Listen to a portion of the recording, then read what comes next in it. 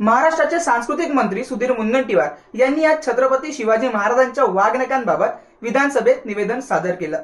विधिमंडळाच्या पावसाळी अधिवेशनामध्ये लंडनच्या संग्रहालयात ठेवण्यात आलेल्या वाघनखांचा मुद्दा चर्चेत आलेला आहे। यावेळी मुनगंटीवार यांनी वाघनखांच्या सत्यतेवर घेण्यात आलेल्या आक्षेपांबाबत माहिती दिलेली आहे।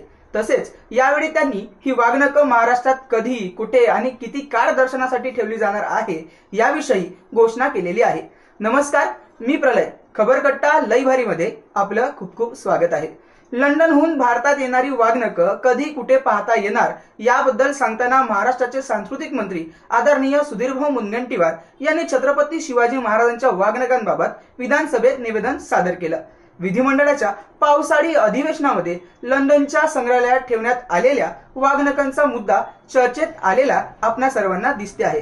यावेळी सुधीर मुनगंटीवार यांनी वाघनखांच्या सत्यतेवर घेण्यात आलेल्या आक्षेपांबाबत माहिती दिली। तसेच यावेळी त्यांनी ही वाघनख महाराष्ट्रात कधी, कुठे आणि किती काळ दर्शनासाठी ठेवली जाणार आहे याविषयी घोषणा केलेली आपल्याला पाहायला मिळते आहे।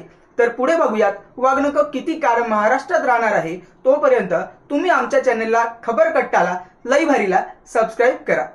सुधीर मुनगंटीवार यांनी आपल्या भाषणात लंडनच्या म्युझियम मधील वाघनख किती काळ महाराष्ट्रात राहणार याबाबत माहिती दिली आहे।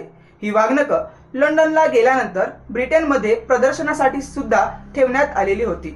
1875 आणि 1896 साली ही प्रदर्शनं भरवण्यात आली होती। त्या संदर्भात तेव्हाच्या वर्तमानपत्रातही बातम्या आल्या होत्या।